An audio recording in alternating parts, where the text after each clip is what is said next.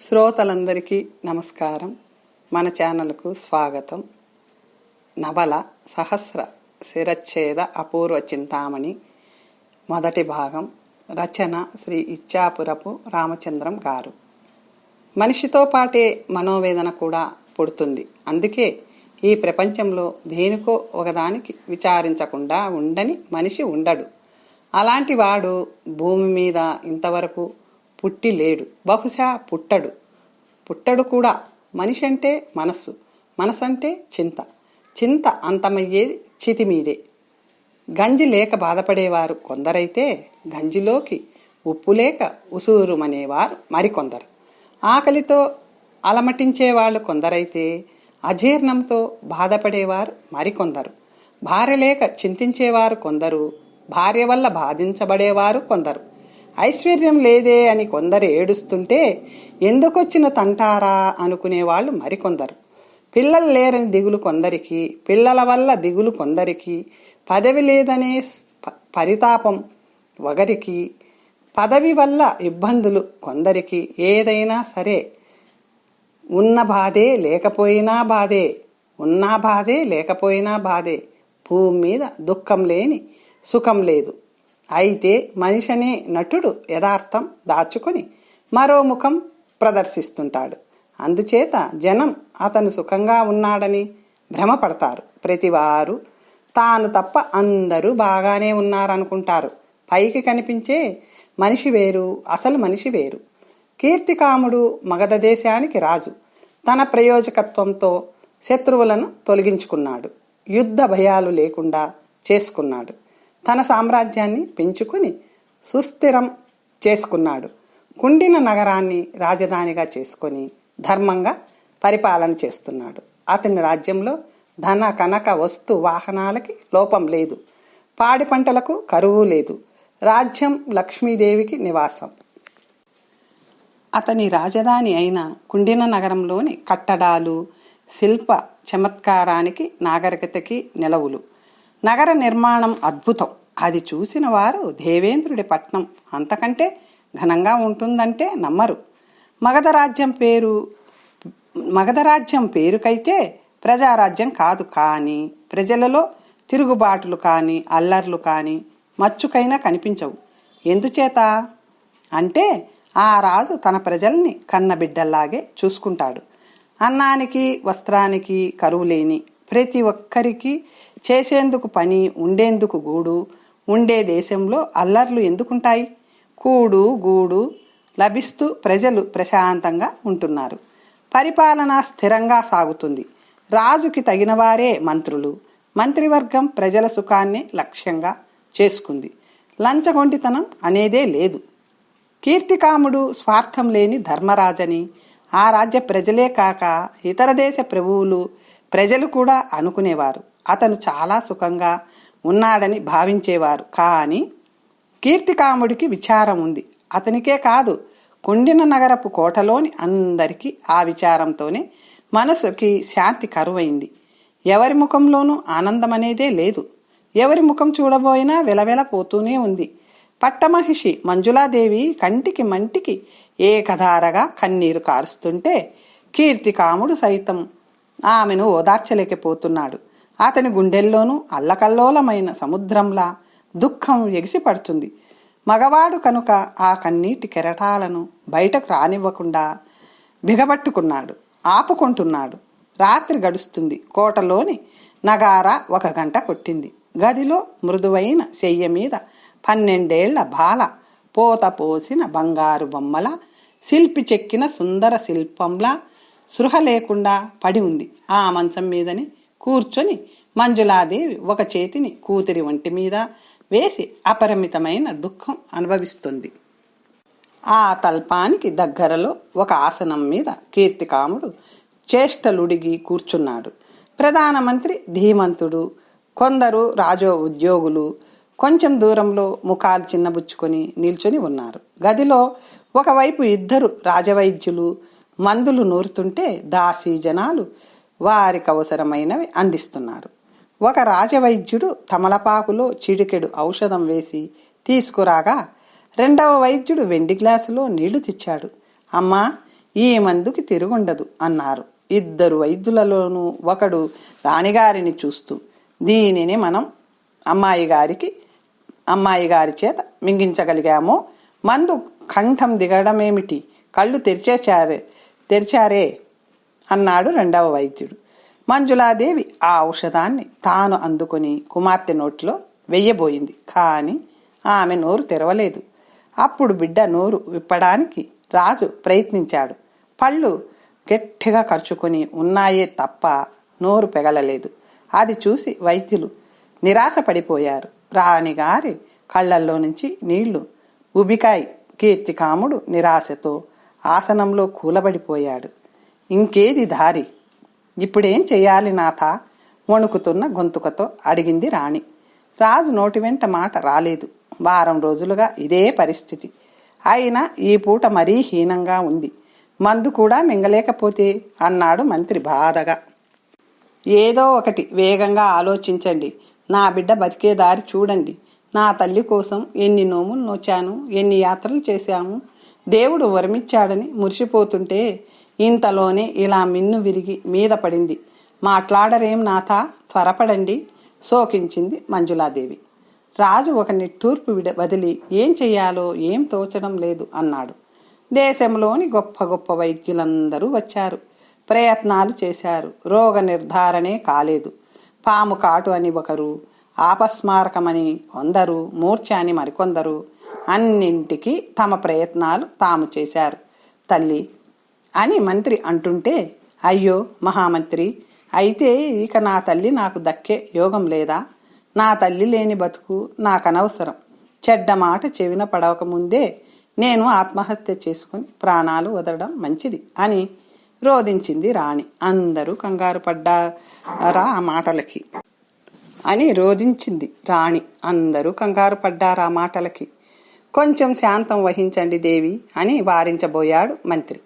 లోకంలో నా బిడ్డని రక్షించగల వైద్యుడే లేనప్పుడు, నా తల్లి వ్యాధి నయం చేయగల ఔషధమే కరువైనప్పుడు ఇక్కడ నాకెక్కడ శాంతి? ఎందుకొచ్చిన బతుకు నాది? ఎంత రాజ్య సంపద ఉన్నా, ఎన్ని భోగభాగ్యాలున్నా అన్నీ వృధా. లేక కలిగింది ఒక్క బిడ్డ. ఆ ఒక్క బిడ్డకి కూడా కరువు పడే కర్మ కాబోలు నాది. ఆమె కుమిలి ఏడవసాగింది. అది చూడలేక వైద్యులిద్దరూ రోగి నోటిని విప్పి మందు మింగించడానికి గట్టిగా ప్రయత్నించారు. కానీ అదేం కర్మో, పళ్ళు గట్టిగా ఖర్చుకుని ఉన్నాయి తప్ప గాలి చొరడానికైనా సందివ్వలేదు. తమ ప్రయత్నాలు వృధా కావడంతో సూది మొనపాటి మందు లోపలికి పోతే మాట దక్కేది. కానీ ఏం లాభం? పట్టకారు పెట్టి లాగిన పళ్ళు సందివ్వడం లేదు. ఎంత మంచి ఔషధం ఉండి ఏం లాభం అన్నారు వైద్యులు. మంజులాదేవి వారి మాటలకు చిరాకు పడుతూ, చాలు ఇక మీ ప్రగల్భాలు ఆపండి. వారం కిందటి పరిస్థితి ఇది కాదుగా, అప్పుడు మీరు మీ ఔషధాలు ఏమయ్యాయి అంది నిష్ఠూరంగా. వైద్యులు నోరు మూసుకున్నారు. బిల్వనగరం మా అన్నగారికి కబురు పంపలేదా ప్రభు అడిగింది రాణి. కీర్తికాముడు ధీమంతుడి వైపు చూశాడు. 3 దినాల కిందటే చేయించాం దేవి. ఇక్కడి పరిస్థితులు విచారిస్తూ వారి ఆస్థానంలో ఉండే ధన్వంతురులను వెంటబెట్టుకుని రావలసిందిగా ధర్మపాల మహారాజు గారిని కోరుతూ వారిని తీసుకురావడానికి మనుషుల్ని పంపాను. వారు ఈ పాటికి రావాల్సిందే అని చెప్పాడు మంత్రి వినయంగా. కీర్తికాముడికి ఆ మాటలు వినిపించలేదు. కుమార్తె పరిస్థితి అర్థం కాక అతని గుండె చెదిరి ఉంది. అంతలో వాకిట్లో గుర్రాల అలజడి అయింది. ఎవరో వచ్చి ఉన్నారనుకున్నారు ఆ గదిలో వారు. ఒక పరిచారకుడు వచ్చి బిల్వనగరం నుంచి ధర్మపాల మహారాజు గారు పరివారంతో విచ్చేసి కోటలో ప్రవేశించారు అని చెప్పాడు. ఆపద సమయంలో వచ్చిన సోదరుడిని కలుసుకుందుకు దేవి తహతహలాడింది. వచ్చిన వారిని తక్షణమే ప్రవేశపెట్టమని కీర్తికాముడు పరిచారకులను ఆదేశించాడు. కుండిన నగరానికి బిల్వనగరం వారం రోజులు ప్రయాణం. ఆ నగరానికి రాజు ధర్మపాలుడు, మంజులాదేవికి స్వయాన అన్నగారు. మేనగోడలు స్వస్థత చెంది ఉందని తెలియడమేమిటి? వెంటనే తన కొడుకు ఆనంద్ కుమార్తోనూ ఆస్థాన వైద్యులలో దిట్ట అయిన ధన్వంతరితోనూ బయలుదేరాడు. మామూలుగా వారం రోజులు చేయవలసిన ప్రయాణాన్ని పగలు రాత్రి ఆగకుండా చేసి 3 దినాలలో వచ్చి కుండిన నగరం చేరుకున్నాడు. ఆ గదిలోకి ఆనందుడే ముందుగా ప్రవేశించాడు. చింతామణికెలా ఉంది అత్తయ్య ఆత్రంగా అడిగాడు. అంతలో ధర్మపాలుడు అక్కడికి వచ్చాడు. అతన్ని చూస్తూనే, మా పరిస్థితి అంధకారమయమైపోయింది చూడు అన్నయ్య. బావ ఆనందుడు వచ్చాడనగానే పరుగు పరుగున పోయి ఒళ్ళో వాలేది నా చిట్టి తల్లి. ఇప్పుడు వారం రోజుల నుంచి మూసిన కన్ను తెరవటం లేదు నా బిడ్డ అంటూ వలవలా ఏడ్చేసింది రాణి. ఆ మాటలకు కళ్ళు చెమ్మగిల్లగా ఆనందుడు ముఖం మరోవైపు తిప్పేసుకున్నాడు. కీర్తికాముడు ఒకవైపున మంజులాదేవి, మరోవైపున బావ, మామయ్య వచ్చారు. కళ్ళు విప్పు చూడమ్మా అని కుమార్తెను కుదుపుతూ హెచ్చరించారు. కాని ఆమె కదలనూ లేదు, కళ్ళు విప్పనూ లేదు.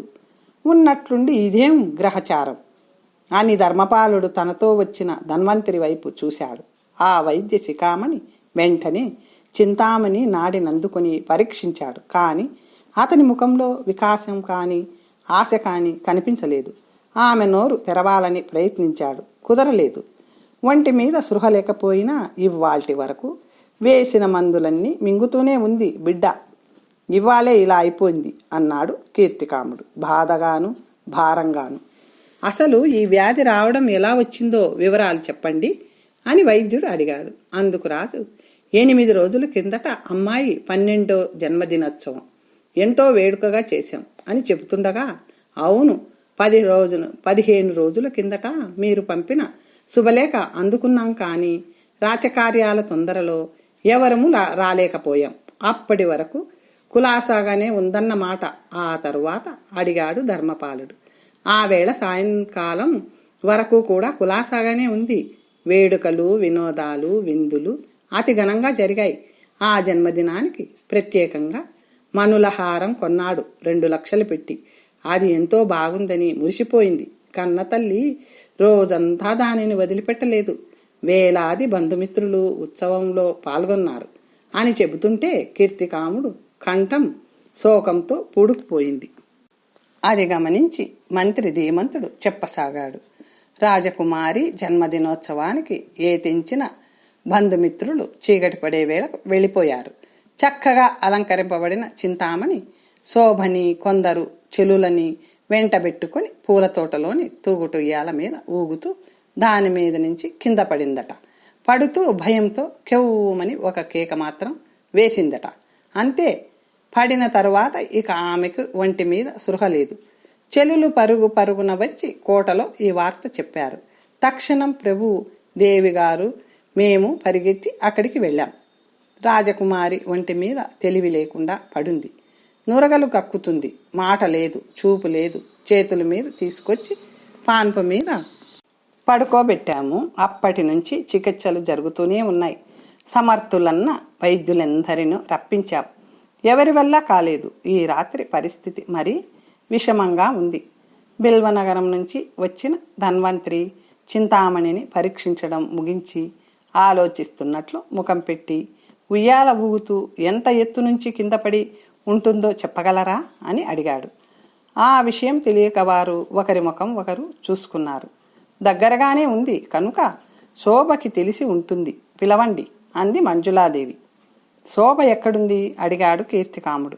దానికి చింతామణి ప్రాణం, నిమిషం వదలదు. ఈ వారం రోజులుగా దానికి నిద్రాహారాలు లేవు. అలసి సొలసి ఏమూలో పడుకొని ఉంటుంది అని ఆమె పరిచారకులను వెళ్ళి చూడమంది. వాళ్ళు వెళ్ళి నిద్రమత్తులో ఉన్న శోభని పిలుచుకువచ్చారు. అక్కకెలా ఉంది? కళ్ళు తెరిచిందా ఆత్రంగా అడిగింది శోభ కళ్ళు నులుముకుంటూ. తెరుస్తుంది అమ్మాయి, ఇలా చూడు. ఆ వేళ మీరంతా ఉయ్యాల ఊగుతున్నప్పుడు చింతామణి ఎంత ఎత్తు నుంచి పడింది అడిగాడు ధన్వంతరి దానిని బుజ్జగిస్తున్నట్లు. శోభ కొంచెం ఆలోచించి, అబ్బో చాలా ఎత్తు నుంచే పడింది. అప్పుడు చింతామణి ఒక్కతే ఉయ్యాల మీద ఉంది. వెనుక కొందరు పిల్లలు నిల్చొని బలంగా ఊపుతున్నారు. కొందరం ఎదురుగా నిల్చొని కిలకిలా నవ్వుతున్నాం అని వర్ణించి చెబుతుంటే ధన్వంతరి, నేను అడుగుతున్నది ఆమె ఎంత ఎత్తు నుంచి పడింది అని అన్నాడు. అదే, అప్పుడు ఉయ్యాల తాటి చెట్టులో సగం ఎత్తుకు లేచింది. అప్పుడు అక్కడి నుంచి పడింది. శోభ మాటలు విని అతను మళ్ళీ చింతామణి నాడిని పరీక్షించాడు. కళ్ళ రెప్పలు వేళ్లతో ఎత్తి చూశాడు. ఆమె నోరు తెరవబోయాడు. కానీ ప్రయోజనం లేకపోయింది. అతని వైపే ఆదుర్దగా చూస్తున్న వాళ్ళందరూ, ఏమండి, అమ్మాయి పరిస్థితి ఎలా ఉంది, ఏమైనా ఆశ ఉందా అని అడిగారు. చెప్పడం కష్టం, నాడి ఎక్కడో కింద నీరసంగా కొట్టుకుంటుంది. అంత ఎత్తు నుంచి పడినా దెబ్బలేమీ తగలలేదు, ఎందుకనో. ధన్వంతరి ప్రశ్నకి కింద అంతా ఇసుక అని చెప్పాడు మంత్రి. శరీర భాగాలకు ఎటువంటి ముప్పు లేదు, కానీ ఎత్తు నుంచి పడడం వల్ల మెదడు దెబ్బతింది. ఔషధం మింగితే ఏమైనా చేయవచ్చు, కానీ పళ్ళు గట్టిగా ఖర్చుకుపోవడంతో అలాంటి ఆశ ఏమీ లేదు అంటూనే ఆ వైద్యుడు తన సంచిలో నుంచి కొన్ని మూలికలు తీసి వాటి నుంచి పసరు పిండి ఆమె నుదుటిపై పట్టి వేశాడు. ఈ రాత్రి గడిస్తే గండం గడిచిందనుకోవచ్చు. అతని మాటలు పూర్తవుతుండగానే కోటలోని నగారా 3 గంటలు కొట్టింది. అందరూ నిరాశలో మునిగిపోయారు. నిమిషం ఒక యుగమైనప్పుడు ఇంక 3 గంటలు గడవడం అంటే సంభవమా? ధర్మపాలుడి ఆస్థాన వైద్యుడు దేనినైనా సాధించగలడన్న ఆశతో అంతవరకు గడిపారు. కానీ ఇప్పుడు ఆ ఆశ కూడా అంతరించిపోయింది. అతను పెదవి విరిచేశాడు. ఇక భారం భగవంతుడి మీదే వేయడం తప్ప వేరే మార్గం ఏముంది అనుకున్నారు అందరూ. అతి కష్టం మీద మరి 2 గంటలు గడిచాయి. రాత్రి పూర్తిగా గడిచిందని చెప్పడానికి వీలు లేదు. కానీ చీకటి కరగడం మొదలయ్యింది. అటు చీకటి కాదు, ఇటు వెలుగు కాదు. సందిగ్ధ సమయం. చావు బతుకుల్లో ఉన్న చింతామణి పరిస్థితిలో మార్పేమీ లేదు. ఆ రాజ్యం, ఆమె తల్లిదండ్రులు, అందరి భవిష్యత్తు ఆశలు ఆ బిడ్డ మీదే ఉన్నాయి. చింతామణి నోటి నుంచి నురుగలు రావడం ముందుగా తల్లి కంటని పడింది.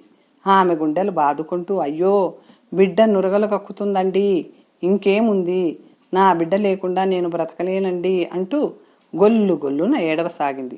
వైద్యుడు చింతామణి నాడి చూసి పెదవి విరిచాడు. అతని ముఖం వెలవెలబోయింది. అది గమనించిన మంజులాదేవి హృదయం పగిలిపోయింది.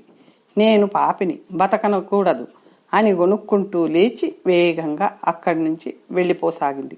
ధర్మపాలుడు, ధీమంతుడు, కొందరు పరిచారకులు ఆమెను అనుసరించారు. కీర్తికాముడి తల తిరిగిపోతుంది. పాదాల కింద నేల పాతాళంలోకి జారిపోతున్నట్లవుతుంది. కళ్ళు పచ్చబారుతూ ప్రపంచమే అంధకార బంధురం అవుతుంది.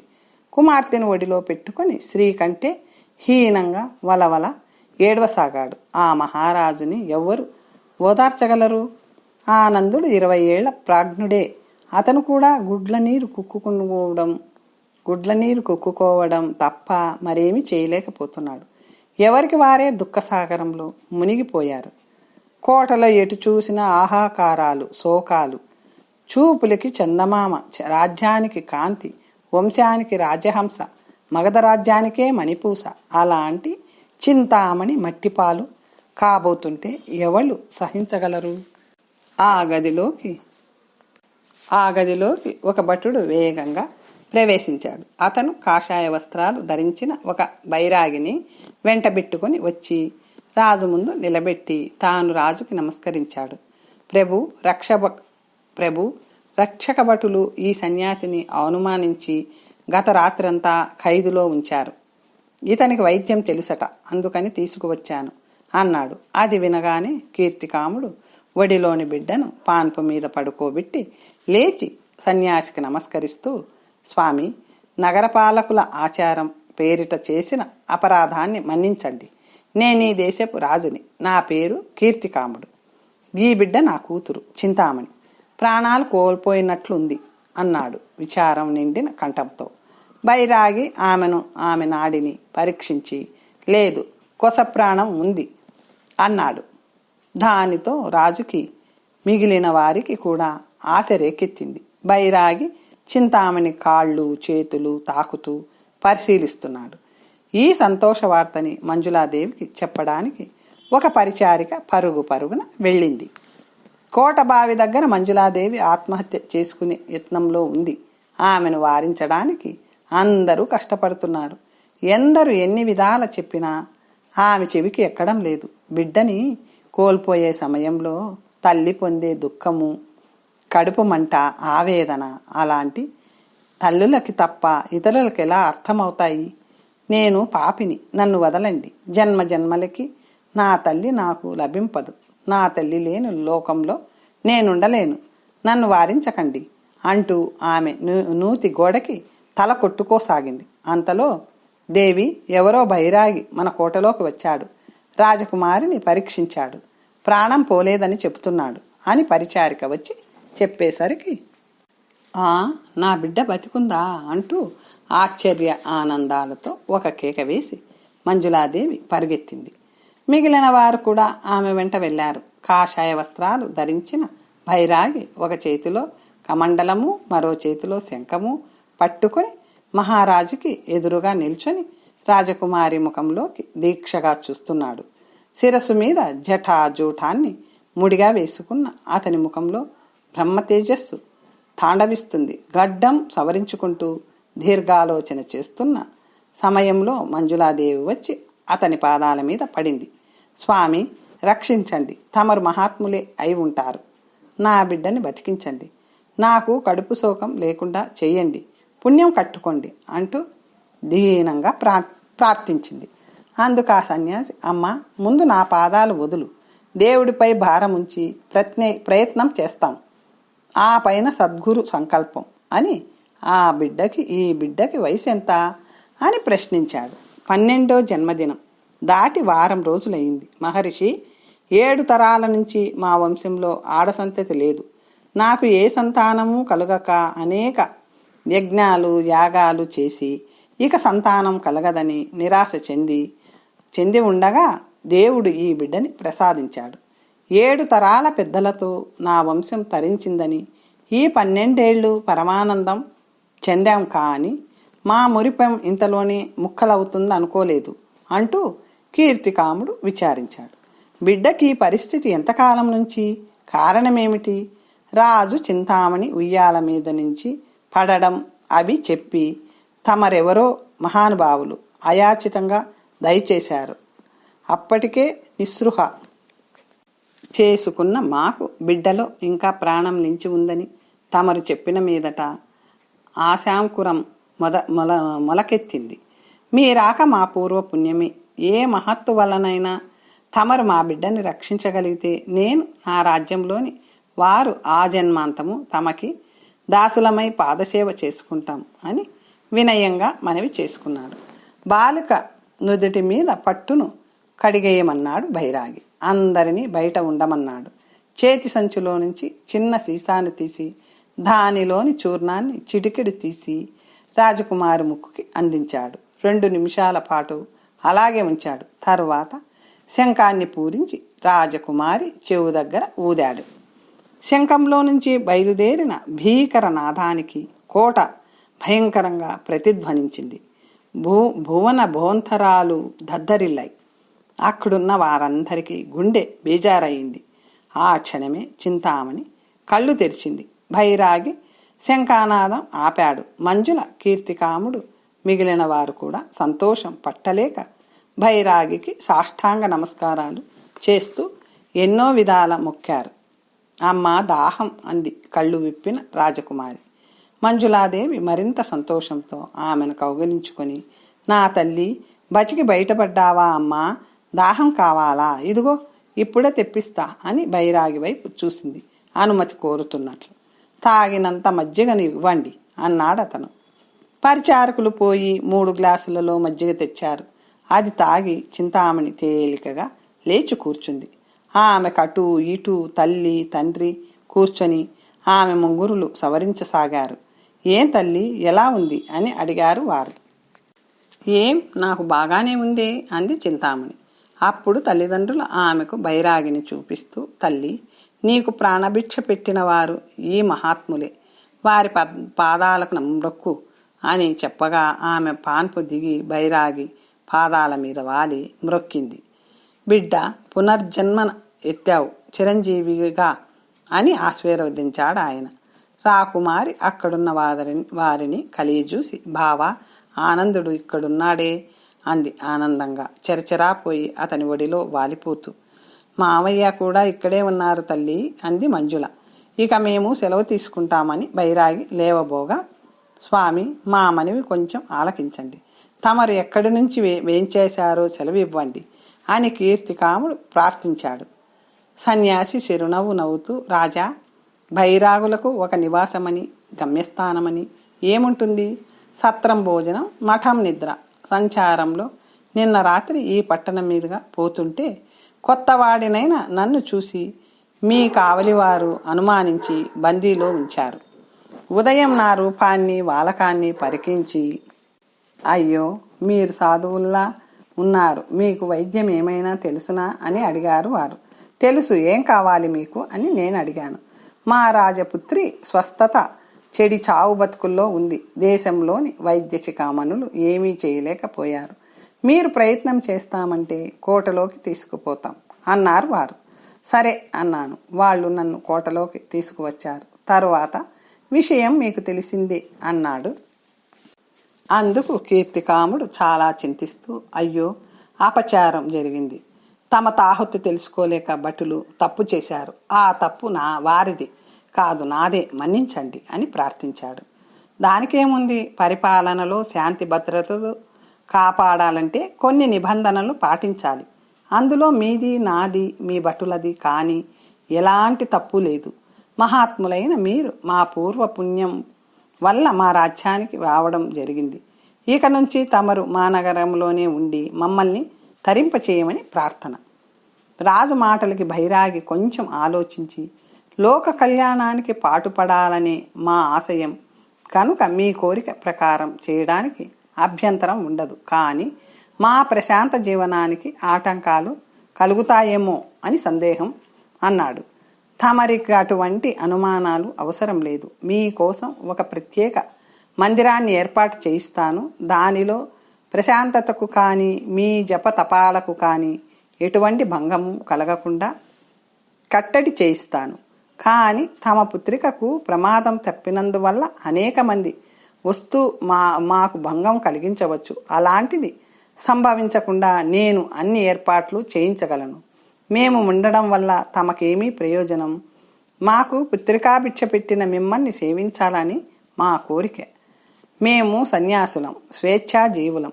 ఇక్కడ ఉంటున్న మా చూపు హిమవత్ పర్వత శిఖరం మీదే కావచ్చు. కొంతకాలమైనా మా ఆతిథ్యం స్వీకరించి మమ్మల్ని అనుగ్రహించవలసిందిగా ప్రార్థిస్తున్నాను. ఆ మాటలకు బైరాగి బదులు చెప్పలేదు.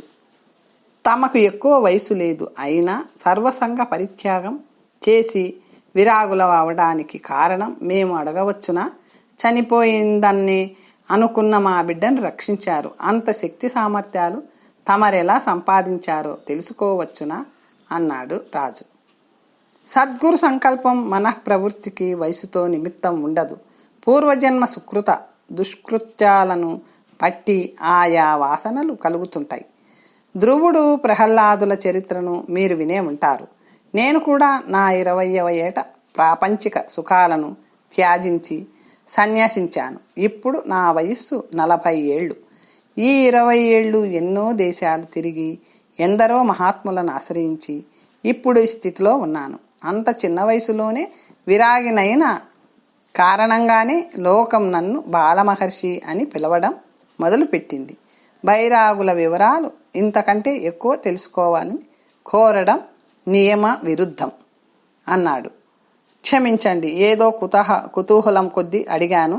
నేను, మా వంశం వారు తమరు చేసిన మహోపకారాన్ని జన్మ జన్మలకి మర్చిపోము. తమరి రాక 10 నిమిషాలు ఆలస్యమై ఉంటే అంతా చేయిజారిపోయేది. కూతురి చావుకి తల్లి ఆత్మహత్య చేసుకుని ఉండేది. భార్యాపుత్రికలు లేని నేను మాత్రం ఎలా బతుకుతాను? క్షణంలో ఈ కోట శ్మశానం అయ్యేది. కానీ మీరు స్వర్గాన్ని చేశారు. అంతటి మహాత్ములైన మిమ్మల్ని ఈ నగరంలో మా సేవలు అందుకుంటూ ఉండవలసిందిగా ప్రార్థిస్తున్నాను అంటూ చేతులు జోడించాడు మహారాజు. మంచిది, ఇంతటి ప్రమాద స్థితి వరకు వచ్చి తిరిగి బతికిన వారెవ్వరూ కనిపించరు. మీ చింతామణిది ఒక అపూర్వ జీవితం. ఆమె భవిష్యత్తు కూడా అపూర్వమే అవుతుంది. ఇక నుంచి మీరామెను అపూర్వ చింతామణి అని పిలవండి అని అన్నాడు. తమ ఆజ్ఞ ఆమెకు ఉత్తమ విద్యలను స్వయంగా సక్రమంగా నేర్పాలనే సంకల్పం నాకు కలిగింది. అది మా పూర్వపుణ్యమే స్వామి. తమరామెకు ప్రాణభిక్ష పెట్టిన దాతలు. చింతామణి ఇంతటి నుంచి మీ బిడ్డే కానీ మా బిడ్డ కాదు. ఆమె ప్రాజ్ఞరాలయ్యే వరకు మీ మందిరంలోనే ఉంచుకొని విద్యావతిని చెయ్యండి. మంచిదే అని బాలమహర్షి ఆనందునితో ఆటలాడుతున్న చింతామణిని చూస్తూ అమ్మాయి, అపూర్వ చింతామణి అని పిలిచాడు. ఆమె వచ్చి బాలమహర్షికి నమస్కరించి నిల్చుంది. కీర్తికాముడి వంశానికి వన్యతీగల కన్య. ఏం, నా దగ్గర విద్యను నేర్చుకుంటావా అని బాలమహర్షి ఆప్యాయంగా అడిగాడు. తమరు అనుగ్రహిస్తే తప్పకుండా నేర్చుకుంటాను అందామె వినయంగా. బేష్, నాకు శిష్యురాలివి కాదగిన దానివి అని మెచ్చుకున్నాడు. స్వామి, ఈమెకు ఇంకా ఔషధాల అవసరం ఉంటుందా అడిగింది మంజులాదేవి. అక్కర్లేదు, ఇక నుంచి మీ బిడ్డ మునపటి కంటే మంచి ఆరోగ్యం, ఎక్కువ తేజస్సు కలిగి ఉంటుంది అని బాలమహర్షి ఆనందుడి వైపు తిరిగి ఇతనెవరు అని అడిగాడు. ఆనందుడు నా భావమరిది కుమారుడు. అదిగో అతనే నా భావమరిది ధర్మపాలుడు. కాంచన నగరానికి రాజు. మేనకోడలి పరిస్థితి తెలిసి కొడుకుని వెంటబెట్టుకుని వచ్చాడు అని చెప్పాడు కీర్తికాముడు. సంతోషం అన్నాడు బాలమహర్షి. కీర్తికాముడు మంత్రి ధీమంతుడి వైపు చూస్తూ ఉద్యానవనంలోని భవనాన్ని మహర్షికి నివాసంగా ఏర్పాటు చేయించు అన్నాడు రాజు. తరువాత కథ వచ్చే